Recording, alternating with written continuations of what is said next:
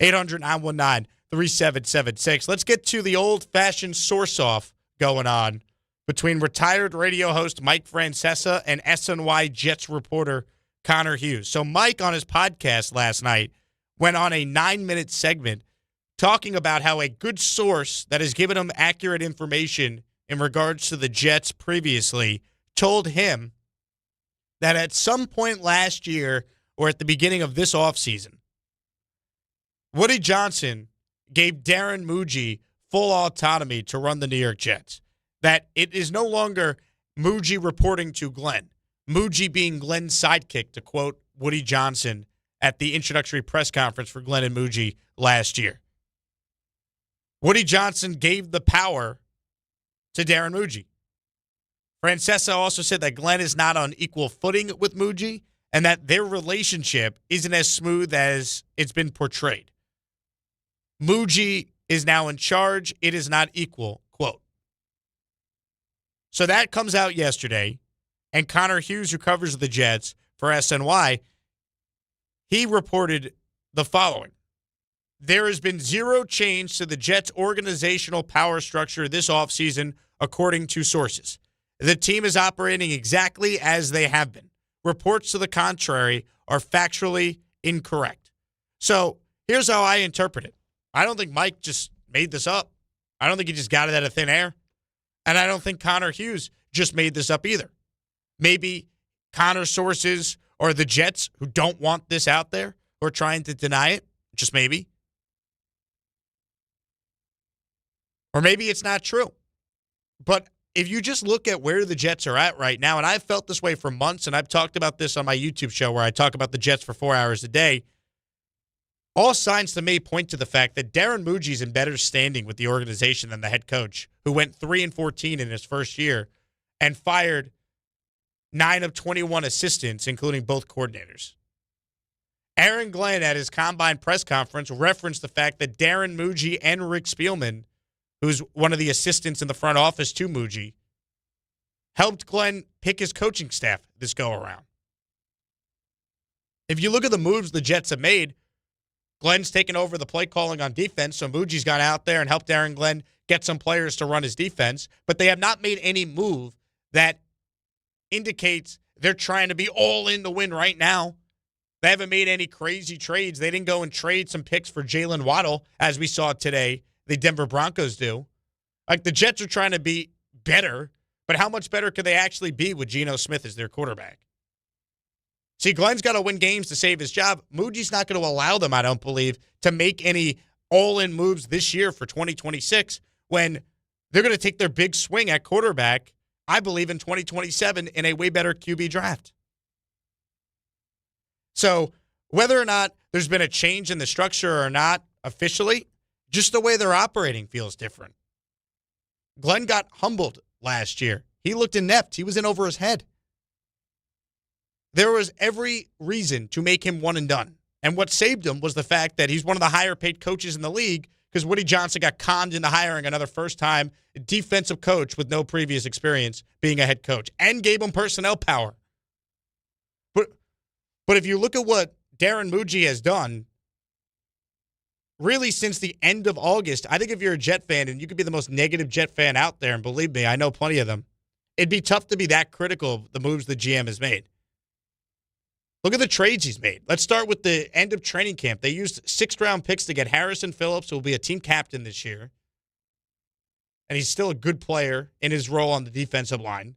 And Jawan Briggs, who was a young, surprise, up-and-coming player they got in a different deal for a 6th-round pick. They made the trade in season for Jarvis Brownlee Jr., so they have their new nickel in their defense. He got hurt, but he was playing well before he got hurt. That was a 6th-round pick. They got back a 7th-round pick in that Brownlee deal with the Titans. Muji took that 7th-round pick and turned it into Minkah Fitzpatrick with the Miami Dolphins at the beginning of free agency last Monday. Again, they got absolute maximum value for Sauce Gardner and Quinnen Williams. 2 first-round picks for Sauce and A.D. Mitchell. And Muji reportedly insisted on A.D. Mitchell being in the deal or he wasn't going to make the trade. That's awesome GMing. They got to hit on the picks. We'll get to that. But as far as value, people are now using the Sauce Gardner trade as like the barometer for what you need to get back if you're going to trade a star player away. That's been a reference point for teams. The Jets got more for Sauce Gardner than the Raiders got for Max Crosby before that deal fell apart, for example. And here's some of the brilliance, I think, of this general manager. In the Quinnen Williams deal, the Jets got a second-round pick, which is more than most people said they'd be able to get. And they got a first the following year, and it's the better of Dallas or Green Bay, their first-round pick. Meaning, if God forbid there's an injury to Dak Prescott, or God forbid there's an injury to Jordan Love, how do we know that pick doesn't end up being in the top 10? Remember, the Jets only have Garrett Wilson right now because in the Jamal Adams deal, the second year of that trade, Seattle had an injury to Russell Wilson, and they bottomed out, picked number 10, and the Jets thought they were going to get a pick in the late 20s, and instead it was a top 10 pick. How do we know that doesn't happen now, this upcoming season? We don't know. Not to mention the Colts. They have their first-round pick. Do the Colts look like a well-buttoned-up operation right now? Are they going to be really good? I don't know. I don't know if I trust Daniel Jones coming off Achilles surgery to be the same guy he was before it, at least right away. I think the Jets are set up. And if you paid attention to the trades and some of the signings that Muji has made, I think he does have more sway than Aaron Glenn at this point. He's done his job at a far better level than Glenn has done his, and it's not even close. If you read body language, their end-of-season presser, Glenn with his tail tucked between his legs is what it looked like to me. And I saw Darren Muji saying, no, we're going to be competitive and respectable right away. Like, not making any excuses. The Jets were awful last year, and they were playing Brady Cook the last 5 games of the season. They started 0-7 with a team that had talent. We don't need to have this revisionist history that the Jets were completely bereft of all talent. They weren't. If they had no talent, how'd they get what they got for Sauce and Quinnen Williams at the deadline, by the way? Did Quincy Williams just forget how to play football? Jamie and Sherwood just forgot how to play football? Or were they horribly coached? Was Justin Fields absolutely pathetic? And if you go back to what Glenn said on the record about Fields, that was his signing. He referred to it as I. You're not hearing Glenn say I anymore. I do think there's some credence to Muji having more sway. I don't know if Francesa's right, they don't get along, or the relationship is not as buddy-buddy as we believe. That I had no idea. And Connor Hughes is reporting that nothing has changed with their dynamics, their power structure. But anyone who's not a dope can clearly see that the dynamics have changed inside that organization. The way Muji's been covered by those on the beat, the way that, you talk to anyone around the league, they say, I don't know about Glenn, but you guys have a GM. I went to the Senior Bowl in Mobile. I was at the Super Bowl Radio Row this year, and I just got back 2 weeks ago from doing my show at the Combine. And anyone I spoke to, whether it be an agent, a coaching agent, a scout, someone who works for a different front office, someone who's a different coach, they all have good things to say about Darren Muji. I think Woody Johnson recognizes that. They might actually have a competent GM. And just because Glenn helped get Darren Muji hired doesn't mean that they're attached at the hip. I don't buy that. I think if Darren Muji has a good draft with 4 picks in the top 44, there's a real scenario where if Glenn doesn't win enough games in 2026, Muji's going to pick the next coach. He'll be a part of picking the next coach, and Glenn won't be here. Because why do they have to be attached at the hip if you actually have someone who's shown the ability to be a forward-thinking general manager like I believe Muji has? I think he's done his job well. He used the tag on Brees. Didn't let him walk for nothing. They have a good offensive line. The first draft, day 3 aside, they got to clean that up. But the first draft, give Glenn credit for that as well, was pretty good. There's some pieces here. And they have 8 premium picks over the next 2 years, including 5 first-rounders. So Glenn's got to win games. Otherwise, he will not be here. And I could see Muji definitely being here. Anyone who's been following, I don't think it's crazy to think that there's a real chance that Darren Muji's the Jets GM a year from now and Aaron Glenn's not. And I'll tell you what, Darren Muji's got ties to Denver. How do we know the Jets don't hire Davis Webb as their head coach a year from now? They might have a top pick. They're going to draft the quarterback. Davis Webb is such a highly regarded offensive mind. Sean Payton, who's a Hall of Fame coach, stepped down from being the play caller. So Davis Webb, he wouldn't lose him, and he'd be the offensive coordinator for the year. Muji knows him. How do we know this job's not attractive for a guy like Mike Tomlin? 3 first-round picks. Pick your quarterback. Sean McDermott. Kevin O'Connell was Darren Mougey's roommate in college. What if the Vikings, with Kyler Murray or J.J. McCarthy, bottom out? I'd hire KOC in a second. Again, Glenn's got to win to save his job, but I'm not 100% convinced that, Muji's just gone no matter what, and he's attached at the hip to Glenn. I don't believe that's the case. I had Rich Cimini on my Jet podcast 2 weeks ago before free agency, and Rich gave me the quote, Muji's no sidekick. And I think that is clear if you've been following this team. 800-919-3776. Number to call to be on the show. Jake Asman in for Michael K. till 3. No Michael K. Let's get to your calls now, shall we? Ryan in Rumson is first up this hour. Hello, Ryan. Hey, Jake. How you doing? I'm doing good, Ryan. What do you got for us? So I'm just going to comment on you and Francesa's assessment on their relationship. I'm kind of approaching this from a facts, kind of not feelings lens. I don't think that Francesa still has sources within the organization, given he's so far removed from the radio scene. I would say that the moves are characterized as Glenn moves, because if we see how Brian Branch emerged as a star in Detroit, I think he's trying to run that nickel safety when he traded for Minka. I think that Glenn had a big say on him getting his nickel safety, which he had so much success in his scheme. And I think it's also crazy to say that he has little to say in personnel or signings, because Gino and Davis referenced Glenn's phone call as being something that seals the deal, and that was big to them signing on to be part of the Jets. Well, Ryan, here's the thing, though. I'm not saying that Aaron Glenn is powerless. I think him and Muji are working together. I just think the final say is now in Darren Muji's hands. It's no longer Glenn. That's my personal feeling on this. And the Jets could deny it all they want. I don't believe them. They've denied things many times. Oh, we're not firing Mike McCagden. These reports of Gase and McCagden not getting along aren't true. Guess what happened? They fired Mike McCagden after the draft. So I'm not sitting there telling you that Glenn has no say. He's giving input to Muji. I think Muji wants to make it work with Glenn. He's giving him defensive players that fit the system the Jets are going to run with Glenn. Gino did reference the conversation he had with Glenn when he spoke with the media as part of the reason he was excited about being with the Jets again. I don't think Muji's just going rogue and saying, sit there in the corner, Aaron, you're no longer having any input. I think they're working together, but I think there's a real path where Muji's here and Glenn's not. Remember, Adam Gase hired Joe Douglas. Douglas fired Adam Gase after the 2020 season. It could happen. It happens with the Jets a lot.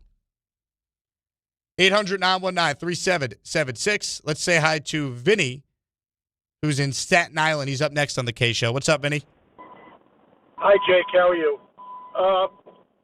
They are letting Aaron Glenn hang himself. He's going to hang himself with his own rope. They let him be the defensive coordinator. The team's got nothing on defense this year. I don't care who they signed. They're going to have another 4 or 5 win season. Muji's going to fire him. You've seen the subtle change last year during the year. Glenn is he's not a good head coach. He had horrific losses last year. No interceptions all year, and he's a defensive back and a defensive coach. He was never even a great defensive coach with the Lions. I think there was discussions about getting rid of him this year, but they wanted to save face because they signed him for such a big contract. But in that case, Glenn's a goner. You're not going to win nothing with him. He can't run a team, coach defense, and the head coach. That's why they brought in. Frank Reich as well. I think he's your next head coach. Vinny, Jay, thank you. Have a nice day. You got it, Vinny. Look, if they get off to a terrible start, it's not crazy to sit here and think Frank Reich's going to be the interim head coach. Again, Glenn started 3-14 in his first year. They were 0-7 last year. He's not surviving an 0-7 start. It is imperative for the Jets to get off to a better start. People ask all the time, well, what does Glenn have to do to be back for a third year? Well, It's not just the total amount of wins. It's getting off to a good start. If they start 1-5 and he's 4-19 as his record so far, is Woody Johnson, who's approaching 80, going to be patient? Or is he going to yank Aaron Glenn out of the job like he did Robert Saleh 5 games in 2024? Now, what I would do if I was Woody is I'd let Glenn coach the entire year no matter what. Don't make any in-season firings. Because you don't want to give the illusion that you're a total dumpster fire and you're an absolute mess. Get through the year. If Glenn can't turn it around, you could easily fire him and say, we gave him 2 years. It didn't work. We have 3 first-round picks in 2027. The roster's going to be in a much better place a year from now than it currently is because they have 4 picks this year in the top 44. You would be an attractive job for the right coach. You would be. You fire Glenn in season, you're a mess. I don't know if you want that. Just get through the year. You didn't fire Adam Gase in his second year. Now, that was Chris Johnson, not Woody. But still, point stands. Just get through the year. Give Glenn the full year. But you could already know that he's done if he gets off to a start that is similar to what the 2025 Jets got off to. Because that was just a joke. An absolute joke. Phil in Atlantic City, up next on the K Show with Jake Asman. Hello, Phil. Good afternoon. Happy St. Patrick's Day. Originally, I wanted to talk about the mock draft of Mel Kiper, but just in general, when it comes to this team and the success of Glenn, like with Muji, I think Muji's done well. He needs to land some stars with his picks coming up to really solidify whether he's the guy or not. And then in terms of Glenn, I think he's just got a shot at winning some games and running a team. Otherwise, they'll move on quickly. And every name that you mentioned, from O'Connell to Tomlin, I'd much rather have. But it's going to just determine on his level of success and nothing else. Look, I feel they got to win games. Otherwise, they're going to have a new head coach next year. I mean, that's the bottom line. And no one's expecting the Jets to be a playoff team, but they were not competitive at the end of last year. And there was a report from Rich Cimini at that time that Woody Johnson was pissed. So to all those saying they're tanking. Well, why was Woody pissed? Well, maybe because it wasn't just that they were losing. They lost by an NFL record 25 or more points 5 straight weeks. It's never happened in the history of football. No team has ever gone 17 games without an interception like what the Jets just did. And they have a defensive coach. And the head coach has the audacity to say play calling is his superpower, but he didn't once take over the defense at any point last year. And let me say this for Muji as well. I like Darren Muji. I think he's done his job as well as he could do it, given the limited opportunities he's had to truly fix this team. He didn't hire the coach.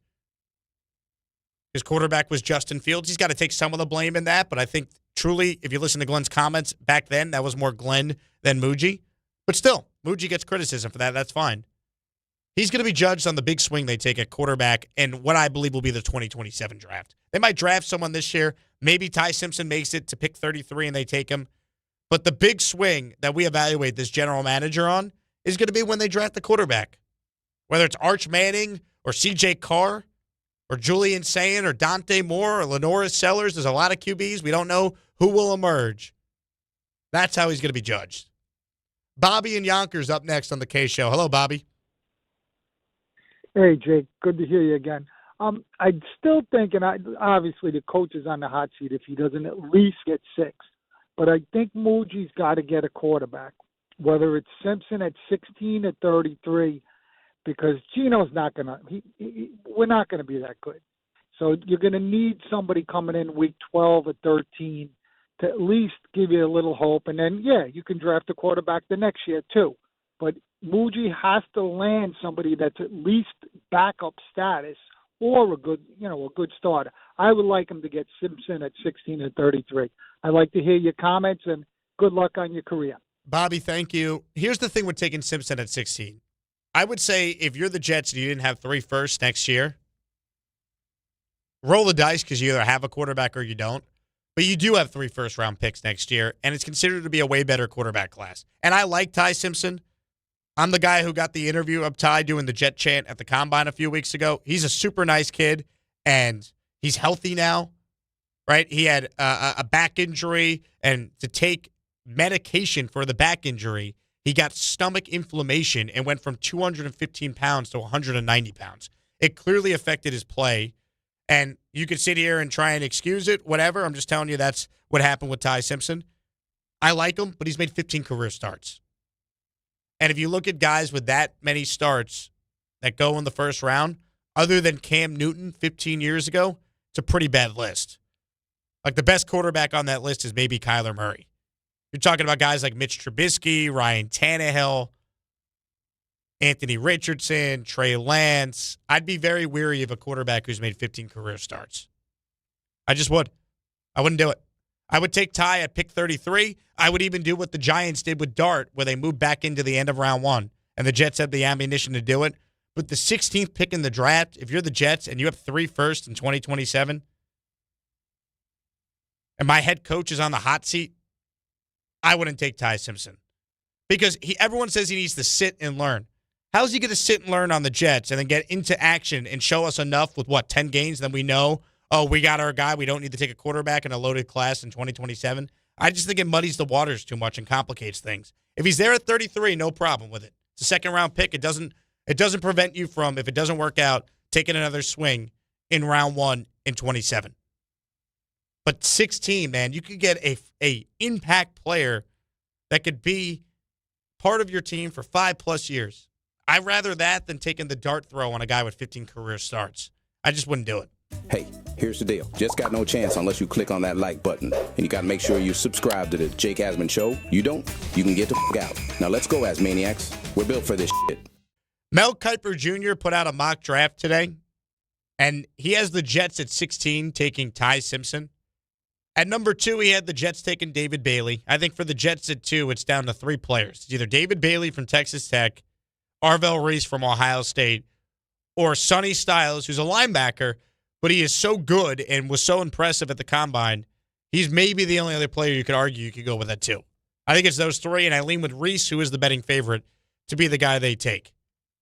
But at 16 to take Ty Simpson, that feels like a risk that Darren Muji does not need to take when I believe the way he's positioned the Jets with 3 firsts a year from now in 2027 and what's considered to be a better QB draft, I think that's when you take the big swing.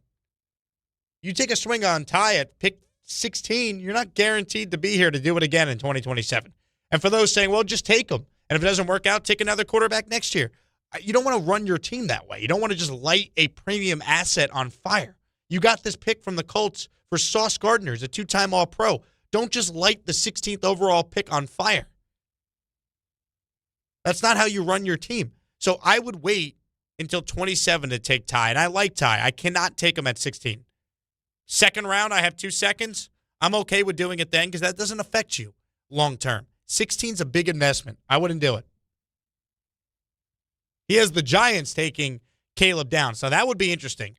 If the Giants at 5 took a safety, I think Styles would be absolutely perfect for the Giants at pick 5. That's what I would do if I was them. I would avoid the temptation of, again, taking a running back in the top 5. Jeremiah Love is awesome.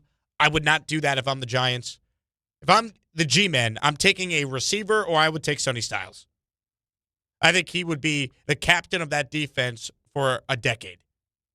You put him with Burns and the rest of the defensive line taking shape. I think with Harbaugh now there, the Giants, and Dart, let's say he does take that step in year 2, which I think he will, I think the Giants could be a playoff team. That's what I would do. Kiper has them taking Downs, who I think is great. And look, if any team's going to take a safety at number 5, you have to consider the Giants as the team that potentially does do that. Because Harbaugh was a part of a team that took Kyle Hamilton at pick 14 a couple of years ago, and that's worked out great for the Ravens. And sometimes it is about just taking the best player. Remember the Giants took Kayvon Thibodeau 5th overall? Would you rather have him or Kyle Hamilton right now, Giants fans? Bumbaka, you're a Giant fan. You rather Kyle Hamilton or Kayvon Thibodeau, right? So at the end of the day, it is sometimes about taking the best player. And if the Giants do think Caleb Downs, despite him being a safety, is the best player at number 5, I'd be okay with it, but you're the Giant fan, so I defer to you. How would you feel if that's the move? Yeah, I think at 5, the Giants could go really in any direction, and I'd be happy. You could trade down. You could draft Sonny Styles, Caleb Downs, a wide receiver, Carnell Tate, doesn't matter. I think that we're in a great position to add a piece here that's going to bring immediate value, immediate impact to the squad. I agree. Let's get to Andrew on Long Island. Andrew, thanks for waiting. What do you got for us? Yeah, hey, Jake. How are you doing today? What's up, Andrew? Hey, Jake. I wanted to say about the Giants. I think, actually, instead of using their pick for number 5, they should trade back down. And I noticed they can either go with the Saints 2 down or they can go with the number 9 with the Chiefs. And it was no problem doing it. Like, there was no problem. And I got a late first-round pick with the Saints, and a late second-round pick with the Saints, and I got a third-round pick with the Chiefs. Well, Andrew, you're just using these simulators, right? Anyone can make these trades. Yeah, these PFF simulators. In real world, real life, why would the Saints want to move up from 8 to 5 with the Giants? That's what you got to ask yourself. Well, they wanted a player. They wanted, I think, Sonny Styles, or a receiver, a Tate, I believe. But I'm just using it as an example that the Giants could trade and not go out of the top 10, and they could still get a good pick, and they can get a third-round draft pick, which they don't have any. And if they trade Thibodeau for a third-round draft pick, they can have 2 third-round picks from none. And it'll just create more draft capital for them. And I really think it's important because the Giants, they need to fill holes still. And there's one player I'm particularly interested in. I don't know if you heard of him, of Corleone, Dante Corleone, defensive tackle. I think Hobbs is going to like this guy. He's traditionally a nose tackle with pass rushing appeal. And few and far between Corleone fits that blueprint. So by creating this draft capital, it really gives them a healthy draft, the Giants, in this draft. And we can see what kind of an impact it will have on the season. Yeah, Andrew, I totally get the idea of trading back. I as a Jet fan, I'd love if the Jets could get at it too and get extra picks as well. I think it's easier said than done, though. And everyone does these PFF mock draft simulators where there's always a trade down you can make if you want it. That's not real life. Who's coming up for any of these players? I think it's a very good draft at some positions, but there's not a ton of quarterbacks, and that's typically what teams move up for. Even receivers teams move up for that. And there's some very good receivers in this draft, but it's not like a couple of years ago where you had the 3 guys all go in the top 10, including Malik Neighbors, who went, I believe, 6th that year to the Giants. So I think it's going to be tough for the Giants to move out. If they can, I would be all for it, especially because they could recoup the pick they traded last year to get Dart. There's something to be said for that. There's no doubt. I think the Jets will struggle to find a partner at 2 to move out, and same thing with the Giants at 5. So if they got to stick and pick, you got to get it right. We can debate position value all you want. If they took Downs at 5, I would have no issue with that. If the Jets took Styles at 2, I wouldn't kill them for it necessarily either, although I prefer Arvell Reese.